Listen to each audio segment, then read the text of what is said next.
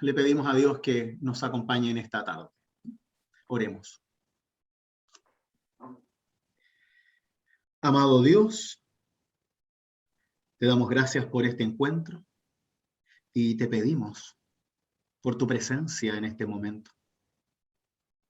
Te pedimos que tu Santo Espíritu nos inspire de tal forma que podamos leer tu palabra y sentirnos llamados por ella hacia el encuentro con Cristo Jesús. Danos la sensibilidad para poder percibirlo, la creatividad para poder soñarlo y la comprensión para poder entenderlo y recibirlo con fe. Te lo pedimos en nombre del mismo Jesús, tu Hijo nuestro Señor. Amén. Amén.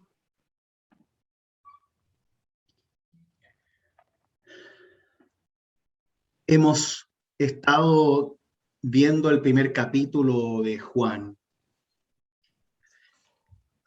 La sesión anterior estuvimos trabajando sobre los símbolos que existían en esta primera parte del primer capítulo, sobre la luz, sobre esta visión de cómo Jesús, el Hijo de Dios, es por quien Dios crea, es el don creativo de Dios, es la palabra viva. Siempre que estamos hablando de Cristo, hablamos de algo vivo, de alguien vivo, del Dios vivo, de vida y para la vida. Es en ese sentido en donde para dar vida aparece Juan Bautista como quien prepara el camino al Señor. Este es, como decía en el versículo 15, Juan da testimonio de él al declarar: este es aquel del que yo dije, el que viene después de mí me ha precedido porque existía antes que yo. Es decir, Juan reconoce a Cristo más allá de un sabio, maestro, rabí, profeta. No. Jesús está antes que yo. Y si está antes que yo, significa que está siempre, que es eterno como Dios, que está desde el principio, como dice Juan 1:1, ¿no? Al principio existía la palabra y la palabra estaba junto a Dios. Y la palabra era Dios. Desde ese principio que existe Cristo, del cual Juan da testimonio. Para que así nadie se equivoque y empiece a alabar o adorar a Juan Bautista, que era también un personaje carismático, sabio, muy seguro de sí mismo y de su fe. Así, lo que hace Juan es siempre remitir a Cristo, ¿no? Dirige a Cristo, va y lleva hacia Cristo, no hacia Él, sino que siempre hacia Jesucristo. Veamos qué es lo que dice Juan, ¿les parece? Vamos a leer del Evangelio de Juan en el capítulo 1, versículo 19 en adelante.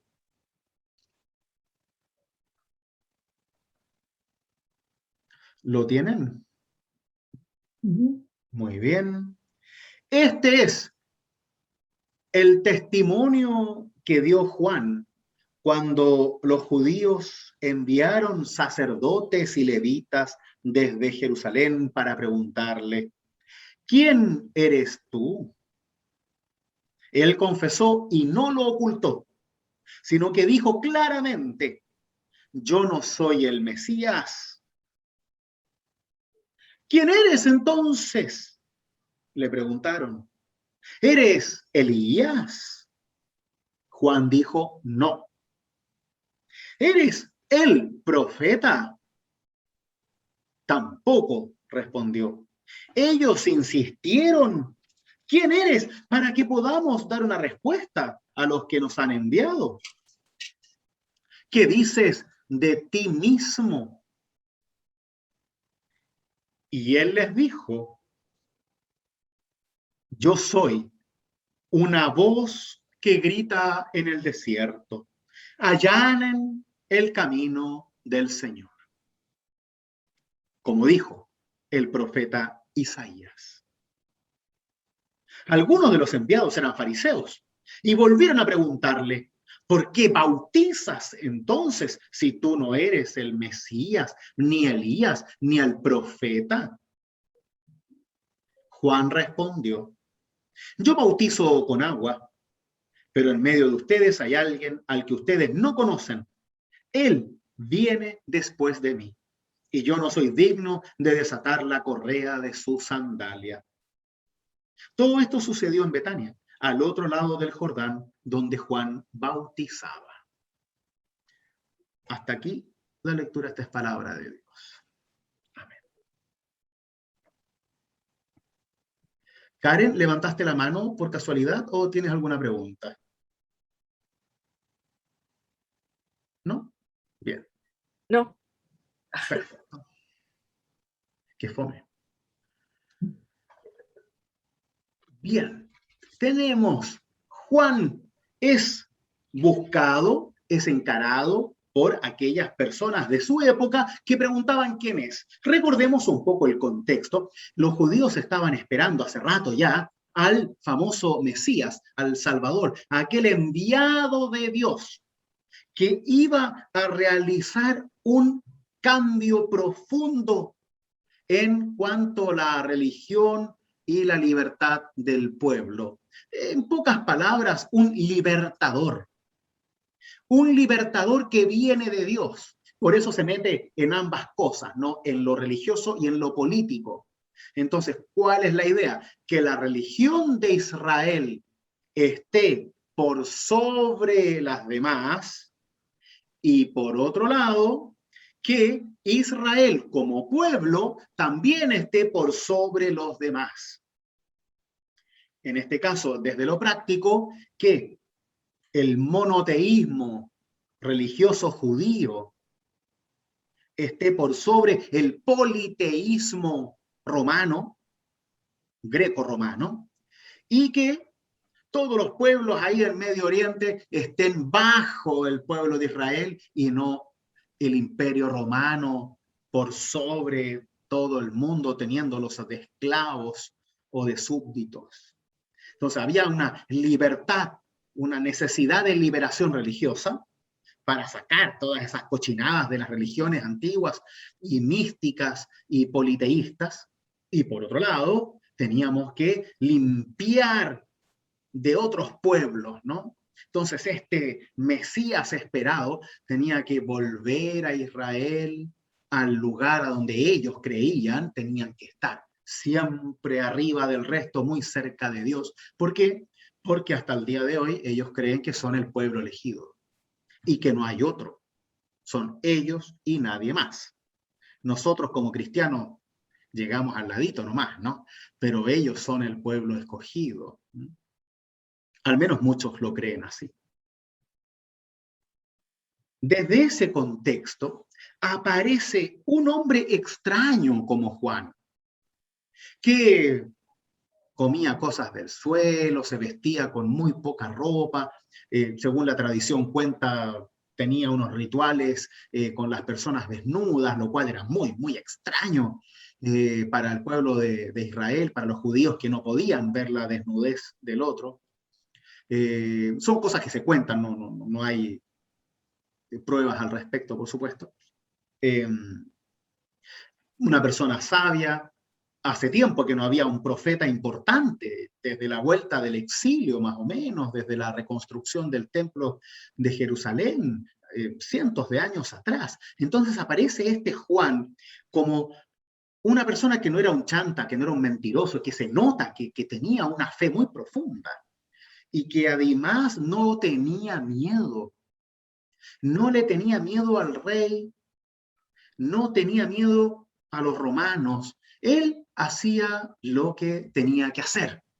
Y en ese sentido, era un profeta poderoso, no solamente por su predicación, sino por su acción. Entonces, Obviamente, los líderes de la religión de la época, al igual que pasa hoy en día, cuando aparece alguien haciendo ruido, haciendo cosas nuevas, extrañas, bueno, queremos saber quién es, a quién sirve, a quién sigue. O sea, en pocas palabras, necesitamos saber si es peligroso para nosotros o no. Eso es lo que necesitamos saber. Así uno mide qué tan peligroso es otro profeta, otro predicador. Es qué tanto me va a serruchar el piso a mí, ¿no es cierto?, como pastor. Y así uno lo mide también, ¿no? Lo mismo pasaría hoy. Si yo veo a Juanito de los Palotes predicando cosas, uno automáticamente dice, a ver, ¿qué tan loco está? ¿Qué tan cierto está? ¿Podríamos trabajar juntos o en realidad es una competencia? ¿Va a negar lo que yo digo? ¿Qué tan peligroso es para la comunidad, para uno, etcétera? Hay miedos reales. Porque hay personas que pueden llegar a ser muy convincentes y gracias a eso pueden ser extremadamente peligrosas. Así aparecen las sectas, que hacen muchas veces tanto daño. Por eso le preguntan a Juan, bueno, ¿quién eres? ¿A quién representas? ¿Quién es tu Dios? ¿De dónde sacas tu sabiduría, tu profetismo, tus ritos? Recordemos que el bautismo es algo que hacía Juan. No existía antes. Entonces también cuando hay alguien que no solamente predica con sabiduría, sino que también tiene un rito muy particular y potente en cuanto a significado. Siempre han existido ritos de iniciación, ya ritos bautismales, pero en este caso la forma de Juan era única, era su forma de ingresar a las personas por completo dentro de un río de agua viva, buscando una renovación, una restauración espiritual. Era algo llamativo, pues. Hoy en día pasaría lo mismo, o no siempre cuando viene algún profeta X, la gente lo sigue. ¿Cómo se llamaba aquí el profeta de Villa Alemana? Había uno, había otro en Casablanca. Siempre aparece algún iluminado y la gente lo sigue hasta que se dan cuenta de que no hacía los milagros que tenía que hacer y todo se desinfla o sigue, bueno, con su mini comunidad, ¿no? Porque siempre hay alguien que se cree Mesías y esa es la gran diferencia. Por eso Juan era tan poderoso y tan creíble, porque siempre dijo lo que no era para no engañar a nadie. Y cada vez que lo trataban de poner como Mesías, como rey, como super profeta, Juan decía, no, no, no, si mi único trabajo aquí es hablar del que viene ahora. Yo soy solo un mensajero, no soy nada. Ni siquiera le puedo tocar las sandalias. Él es el que ustedes tienen que seguir. La única pega de Juan, el trabajo de Juan, es preparar el camino al Señor. Y por eso Juan era creíble, temible y seguible, porque no se perdía en el orgullo, en la egolatría y en todas aquellas cosas que los seres humanos muy bien conocemos, pues, ¿o no? Y que lo conocemos bien, porque cuando el poder te agarra, al final uno siempre quiere más. Y empiezas a transformarte tú en el foco de tu propia predicación y ya deja de ser Dios, deja de ser otra cosa. Hasta que tú eres el centro del mundo. Juan por eso es un ejemplo de liderazgo, porque tiene un liderazgo de segundo orden, que muchos no estarían dispuestos a seguir, que muchos no estarían dispuestos a realizar. ¿Por qué? Porque no se trata de ellos, se trata de otros. Y en eso Juan es un signo de liderazgo real y cristiano, porque nos muestra el camino de un liderazgo en humildad y en servicio a Dios y no a sí mismo. Y eso es muy, muy importante. Y así es como nosotros podemos reconocer a los profetas chantas y a los de Dios. Una pregunta cortita. ¿Él apareció mucho antes o apareció ya cuando Jesús había nacido, así como cortito antes de, porque como la gente olvida rápido, ya Jesús ya estaba como listo por aparecer, digamos, o fue muchos años antes? Claro, claro. Son contemporáneos, si tenían la misma edad. Recordemos Ah, que Juan Bautista es hijo de Isabel o Elizabeth, ya. la prima de María. María, Ah, cuando ya. queda embarazada, va a ver a su prima. Si recuerdan el relato de la Navidad, la prima Ya, ya tiene la guagua dentro de unos meses sí. más, y cuando María está en la puerta, cuenta la historia de que ambos bebés se mueven en el interior, tanto Juan como Jesús. Ninguno de los dos Ah, nacido aún, ¿sí? ya. No sé si Ya ahora me recuerdan el acuerdo. relato de Lucas. Sí, ya son pocos Y meses. Ya, claro, y ellos ya. son contemporáneos. Juan empieza Mm, antes su ministerio público. El ya. ministerio público de Jesús va a empezar ahora, pero Juan ya lo empezó hace rato. Pero tienen la Ya, misma edad. ya, ya. Y primo, además, qué bonito, qué Y primos, bonito. claro. Sí, ya, Primos en ya. segundo grado. Pero Ah, sí, de veras, por la sí. relación que aparecen en los evangelios, entre ellos, que es como un poco distante, puede ser que no hayan tenido mucha relación entre ellos, como que en realidad no se conocían. A mí me da esa sensación al menos, porque se preguntan, ¿eres tú realmente? Etcétera. Es algo un poco extraño, la verdad. No actúan como primos, no es como, hola, viniste. No. Y cómo entonces Juan, no conociéndolo ni nada, como que acepta hacer ese ministerio que empezó a hacer? Porque Eh, es el ministerio que Dios le encomienda. Y Juan sigue lo que Dios le dice nomás, lo que Dios le encomendó. Y Dios le ya, encomendó que tenía que preparar a los judíos para la venida de Cristo. ya, ya, qué ¿Sí? lindo. Ya, Sí. perfecto, qué Uh-huh. bonito.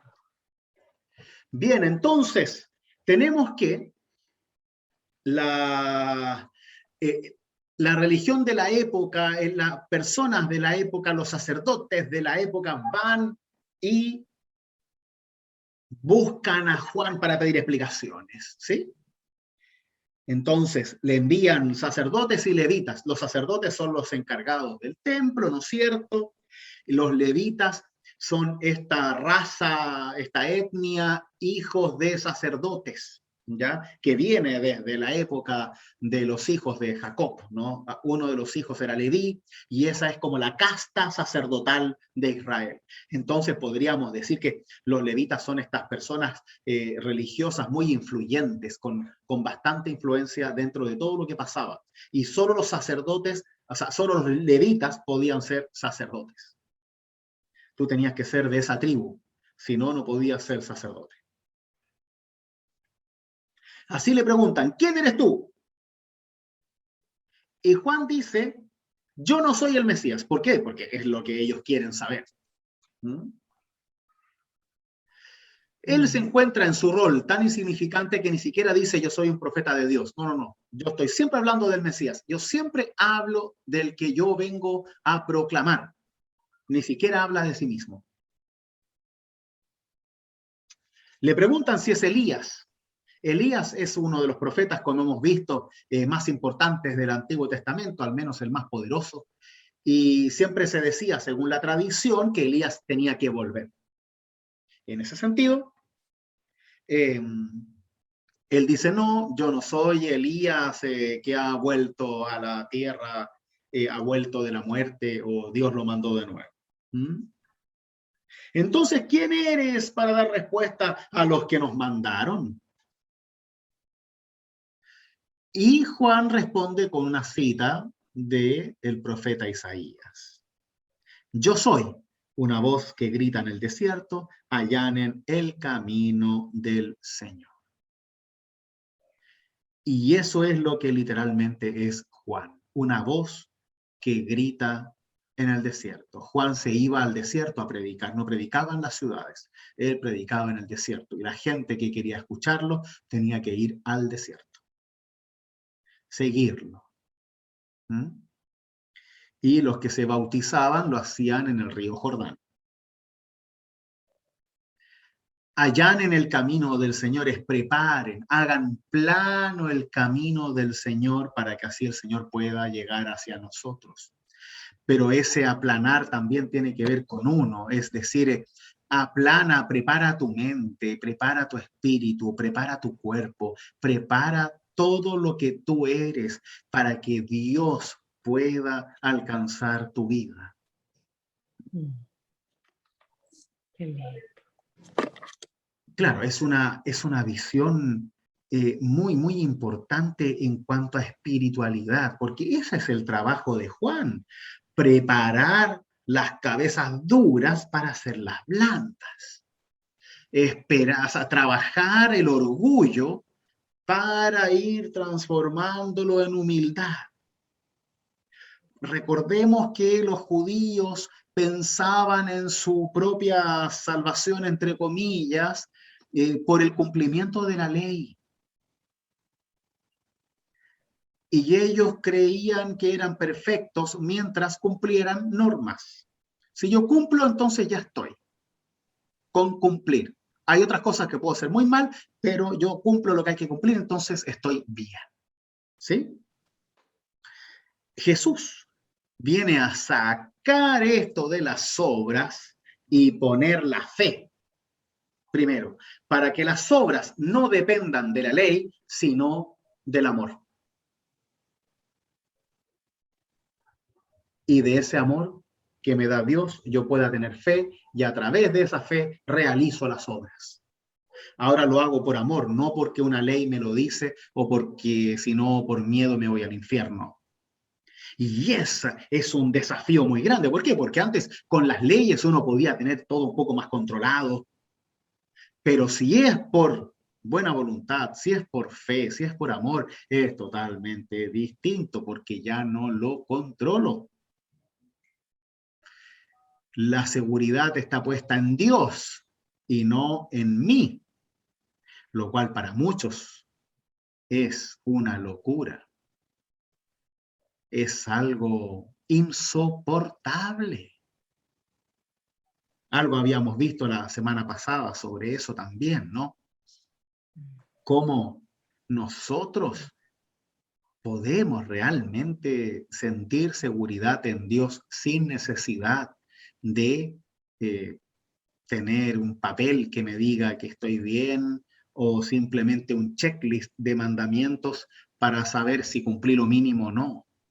Siempre requerimos de estas cosas humanas para estar 100% seguro, porque yo sé que Dios me ama, pero tanto. Y yo sé que Dios, pero, entonces tenemos tantos peros para las cosas que al final dejamos de amar y preferimos seguridad. Por eso las personas siguen a otros. Hay muchos que dicen que el mundo se divide entre líderes y liderados, ¿ya? En el sentido de que hay personas que prefieren seguir como patitos a otra persona porque así se sienten seguras, no tienen que pensar, no tienen que ser responsables. Y no piensan. Y por eso se pueden dar grandes dictaduras, injusticias, etcétera, porque hay gente detrás que solo recibe órdenes y no piensa. Y las grandes calamidades del mundo vienen por alguien que piensa demasiado y otros que piensan muy poco y actúan como animales, animales malos. O como humanos, mejor dicho. Los animales no hacen esas cosas.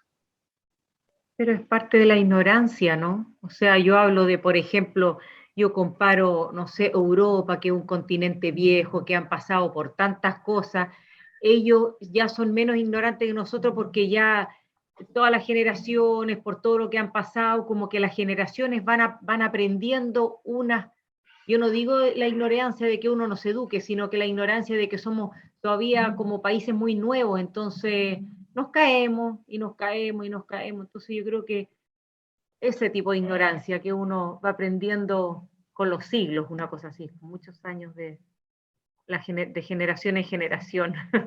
O sea, No es fácil. no sé si la historia te da la razón. Piensa, ¿quién en su sano juicio? Yo creo que absolutamente nadie se habría ocurrido que después de la Primera Guerra Mundial los alemanes en solo 30 años iban a hacer otra.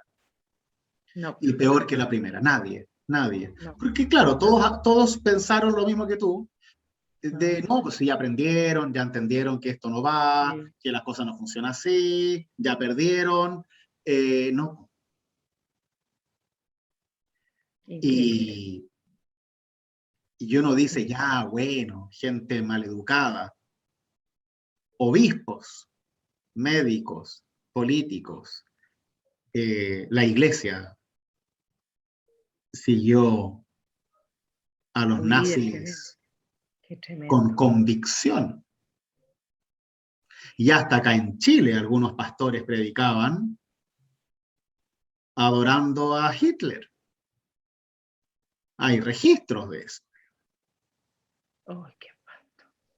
Claro, pues. Mm, Entonces no es cualquier cosa. Uno siempre piensa que no, cómo va a ser y todo eso, pero sí es. El Ha problema es sido, que ahí es cuando las personas ven solo lo que quieren ver. Y eso es lo mismo que pasó aquí, tanto de un lado como de otro. Cada uno va a defender, obviamente, su trinchera, por supuesto, pero a la larga cada uno ve lo que quiere ver nomás. Po. Y acá todavía están los que dicen que acá no murió nadie, ni por el lado de la UP, ni por el lado de los militares. O sea, eh, es estúpido en realidad, porque mm, la gente ve lo que quiere ver nomás. Y tenemos los datos por ambos lados, ¿no? Pero preferimos creer lo que necesitamos creer. ¿Por qué? Porque nos falta la crítica en ese sentido. ¿No? Y como cada uno vivió y lo sufrió, especialmente, lo sufrió de una determinada forma, entonces ese dolor es el lente con el cual uno mira. Y claro, obvio, todos los gobernantes han hecho cosas buenas, pero ahí uno tiene que decir, bueno, no sé, por citarte, ya linda tu autopista, pero no la podía hacer de personas. Po. No puedes rellenar la autopista con gente, que es lo que se hizo, por ejemplo. ¿Ah? Entonces, cuando muchos alemanes se les dice, en esa época se les preguntaba, pero ¿cómo era posible? Y ellos decían, es que nunca supimos que había centros ¿cómo se campo llama? concentrado. Campo de Campo, concentración, sí, nunca sí. supimos nada de eso. Y ahí uno dice, ya, ok, nunca viste el campo, pero los judíos desaparecían y tú nunca te Sí. preguntaste a dónde iban. ¿Realmente pensabas que estaban en una isla en el Caribe jugando golf? Cuando la gente les escupía en la calle, o sea, ¿en serio? ¿O Claro. O que los habían realmente, echado del país, no sé, pues, ya, porque pues, los pero echaron del país y nunca más los vieron. ¿Qué sé yo? La gente no se preocupa el es vecino. que ese es el problema, po. Ahí es cuando uno se desliga y deja de pensar. Sí, Y cuando uno deja de pensar, deja la crítica, entonces ahí nos meten el dedo en la boca. sí. Y te pueden meter el dedo en la boca con la reforma agraria, o te pueden meter el dedo en la boca con el gobierno militar, etcétera. ¿Mm?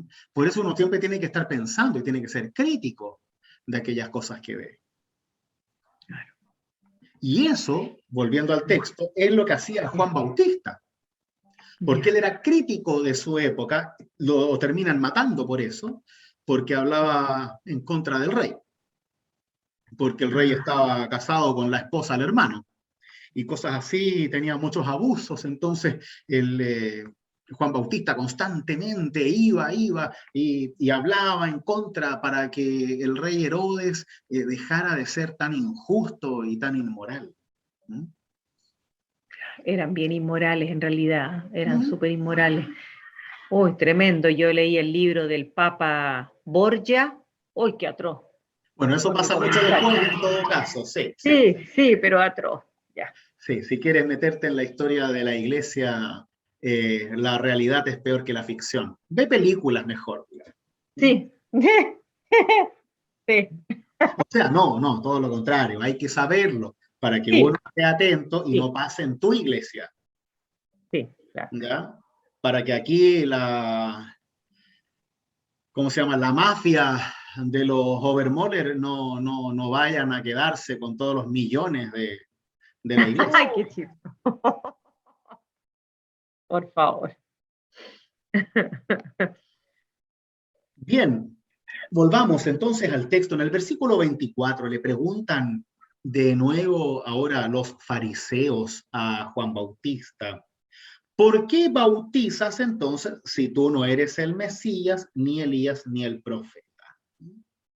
El profeta que había de venir, ¿no? ¿Por qué? ¿Para qué haces esto que parece ser tan importante si tú no eres nadie importante? Eso en pocas palabras le están preguntando. El bautismo de Juan era un bautismo de conversión para el perdón de los pecados, ¿sí? Era una conversión. El bautismo de Juan podríamos llamarlo nosotros como una especie de confirmación en cuanto al significado del rito, ¿ya? En donde uno, desde su razón y su fe, decía que creía en Dios y que era pecador, necesitado de Dios.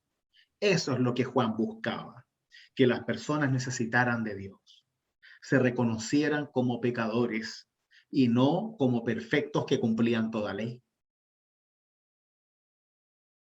Entonces, en ese sentido, Juan dice: yo bautizo con agua, pero en medio de ustedes anda por ahí caminando. Hay alguien al que ustedes no conocen. Él viene después de mí y yo no soy digno de desatar la correa de su sandalia. Es como una especie de rey el que viene ahí. Adoración total.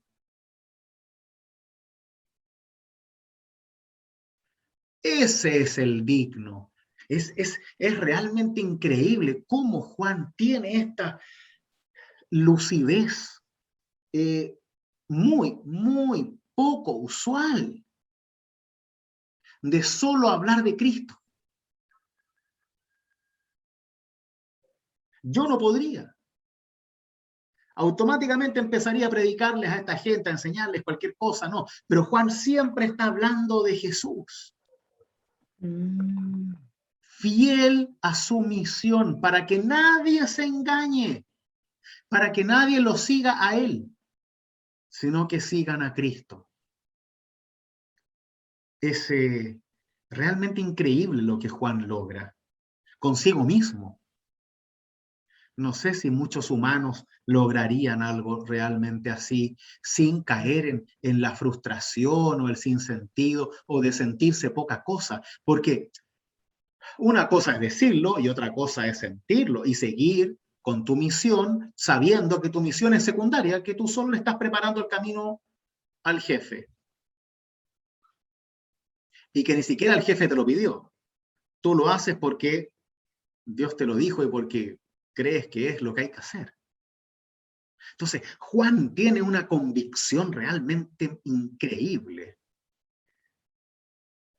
Tanta convicción que incluso él mismo pasa a un segundo plano, para que siempre Jesús esté en el primer plano. Y eso tiene que dejarnos a nosotros una enseñanza muy importante. Porque muchas veces queremos ser nosotros el ombligo del mundo y no Cristo. Y nos cuesta muchísimo no caer en la idolatría, en la egolatría, en terminar hablando de uno mismo. Por eso Juan en realidad pasa casi desapercibido en las tradiciones religiosas cristianas, cuando ejerce un liderazgo que debería ser para nosotros un ejemplo de vida completa. Muy pocos hablan de Juan, porque claro, pasó como un segundón, pero con una potencia, con una convicción que a mí me gustaría tener, con una seguridad en Dios hasta dar su propia vida y con una seguridad de que Cristo es el único Mesías y Salvador, que Él dio su vida por él. Esa convicción es lo que a Juan le conduce a vivir en paz, a pesar de las injusticias, los sufrimientos y cualquier cosa que la vida le venga a dar. Esa es la convicción que necesitamos también nosotros. Porque son esas dudas las que a la larga nos alejan de Dios, esos peros. Ya si yo sé que Dios me ama, pero tal cosa. ¿Por qué? Porque siempre queremos que se haga nuestra voluntad, que el enfermo nunca se muera, que todas las personas vivan para siempre, que los enamorados nunca se separen, etc. Y no, pues la vida no es así. Pero podemos vivirla convencidos en Dios, sujetos en Dios, para que así la vida no se destruya cuando no se cumplen nuestras expectativas. Y estemos afianzados, sujetos a un tronco inamovible como es Dios. Y ahí soportar todas las tormentas, ventoleras, traiciones, pérdidas, todo, porque estoy sujeto en Dios y no solamente en mi propio ego. Y al mismo tiempo entiendo que las cosas que me pasan no me pasan en contra mía, sino que solo pasan. Ya tuve un año malo, pero el mundo no está en mi contra. Me fue mal. Aprendo. ¿Qué tengo que mejorar? Quizás tengo que cambiar de camino, quizás tengo que cambiar de amigos, de trabajo, no lo sé. Pero el mundo no está en mi contra. Somos más que esto. Pero No, y sabes, y sabes que Rudy, lo que cuesta, por lo menos a mí me cuesta, quizás uno es muy egoísta, que como que uno, no sé si es inconsciente o consciente, pero uno como que siempre está comparando. Entonces yo sufro mucho porque digo, la amiguita de la Gaby se está casando, la amiguita de la Gaby está haciendo esto, entonces, no sé, como que uno, quizás es al principio, no sé si va a durar mucho tiempo, pero es como que uno va comparando, entonces uno sufre. Y uno no debería comparar porque son distintas vidas, pero es difícil porque siempre uno está como en la comparación, no sé, a veces, no. Yo creo que es imposible. Es imposible no hacerlo. O sea... Pero es malo porque duele, ¿no es cierto? Uno no debería caer en eso. Yo no sé si debería es decir, malo. No sé si es malo porque, a ver, tú no le puedes decir a tu mente así nomás, prohibirle que recuerde a tu hija que ya no está. No puedes pedirle eso. Es injusto. Tampoco puedes pedirle a tu mente que no se imagine lo que sería la vida con ella. claro. No puedes. O sea, yo no me atrevería a decirte, oye, deja de pensar en tu hija. O sea, tendría que ser un completo desgraciado. Claro. Tú tienes todo el derecho a sufrir para bien y para mal en libertad y vivir tu duelo por el resto de tu vida. Porque a tu hija la vas a echar siempre de menos. Quizás habrá momentos en donde va a doler menos y va a haber más tranquilidad, pero sí, no puedes creerle a nadie que te diga que eso te hace mal. O sea, pensar en tu hija te hace mal, no. No, eso no te hace mal, eso te hace humana. Y si lloras y si sufres, entonces llora y sufre. ¿Qué tiene de malo? Llora y sufre todo el día. Es tu hija. Tienes todo el derecho del mundo a sufrir, a llorar, a sentir angustia, rabia y todas las emociones que te vengan. Y nadie te puede decir lo contrario. No solamente porque nadie está en tus zapatos, sino porque nadie puede decirle al otro cómo tiene que sentir, cómo tiene que sufrir o cómo tiene que dejar de sufrir. Y si se demora 10 días o 10 años, no es tema. Lo único importante es que tenemos que estar aquí para apoyarte el tiempo que sea necesario. No el tiempo que a mí me guste, no, el tiempo que tú necesites.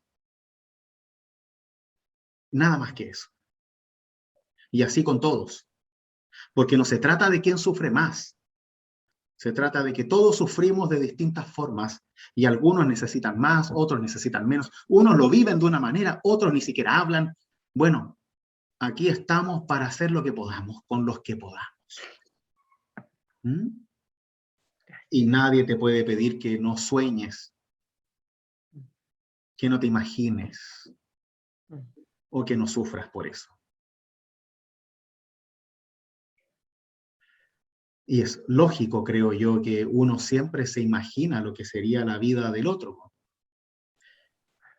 Yo también pienso en cómo sería mi hermano hoy en día, pucha, lo alegre que estaría viendo a mis hijos, cosas por el estilo, me encantaría, pero no está. ¿Mm?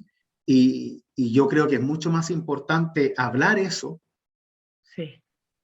que engañarnos a nosotros mismos y hacer como que no pasa, hacer como que no duele, o el elefante en la sala de que todos lo ven y nadie habla de él. No, todo lo contrario. Tenemos que hablar de nuestros muertos como si estuvieran acá y normalizarlo. Es verdad. Y sufrirlo, llorarlo. ¿Por qué no? Sí. ¿Mm? Es nuestra forma de honrarlos también, para que las futuras generaciones crezcan con un recuerdo. Y si no hablamos de ellos, entonces, ¿qué hacemos con ellos? Es lo que nos queda, recordarlos. Las cosas buenas y las malas. Sí. Y que nadie nos quite eso. Nadie. Así que compara todo lo que quieras. Sueña todo lo que quieras. Porque eres una madre.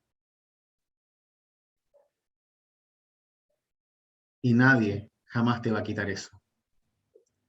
Esté tu hija o no esté tu hija, tú sigues siendo su madre.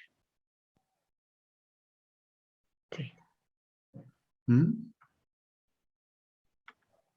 Todos seguimos siendo padres, madres, hijos, hermanos, y todos tenemos derecho a llorar, a vivir, a recordar a nuestros vivos y también a nuestros muertos.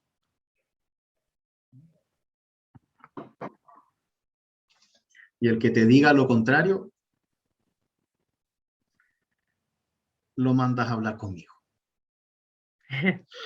No te gastes en hablar con esa persona. Mándamelo a mí y yo me gasto. Así tú te evitas el mal rato. Ya. ¿Mm? Gracias. De nada. Gracias. Yo creo que ese es parte del ejemplo que nos da Juan. Tener las cosas importantes siempre frente a nuestros ojos. Y entender que esas cosas no las tenemos que soltar.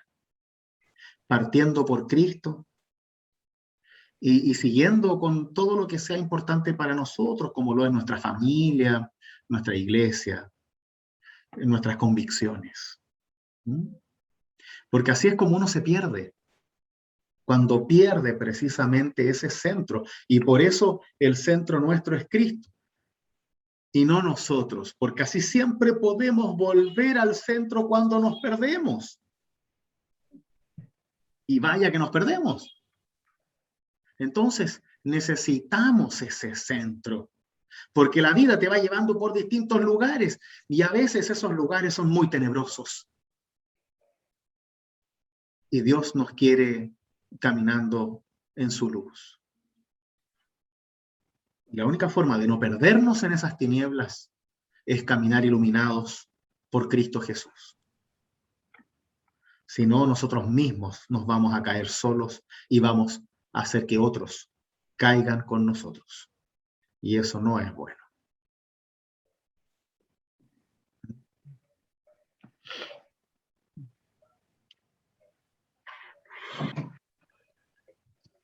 ¿Les parece? Me parece maravilloso. Gracias. Vamos a seguir con Juan Bautista para que no nos olvidemos de esto. Muchas veces nos elevamos harto, ¿no es cierto?, en la espiritualidad, pero ahora Juan nos invita a conocer lo que hay dentro tuyo, a entender qué es lo que realmente te hace sentir segura. ¿Dónde está realmente tu convicción? ¿En tu propio cumplimiento de la ley? ¿En tu trabajo? ¿En tu dinero? ¿En tu seguridad? ¿Dónde está tu convicción? ¿Qué es lo que te hace dormir tranquila, si es que logras dormir tranquila? Para que así encuentres a Dios. Y una vez que te encuentres con Dios, que Dios te encuentre a ti, mejor dicho, te aferres a Él para siempre. Y la próxima vez que caigas, la próxima vez que sufras, la próxima vez que llores, que camines sin rumbo, vas a sentir la presencia de Dios contigo. Y si te pierdes con Él. Si caes, te caes con Él. Y si te levantas con Él también. Y así funciona la vida del cristiano y la cristiana. Siempre unidos, siempre acompañados por el buen Dios. Que así sea.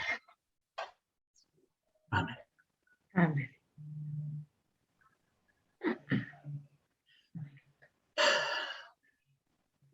Muy bien.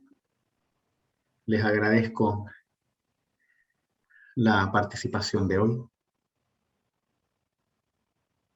Y vamos a seguir con Juan. Sigan leyendo el capítulo 1, que se pone muy interesante. Así que próxima semana continuamos con los versículos 29 en adelante.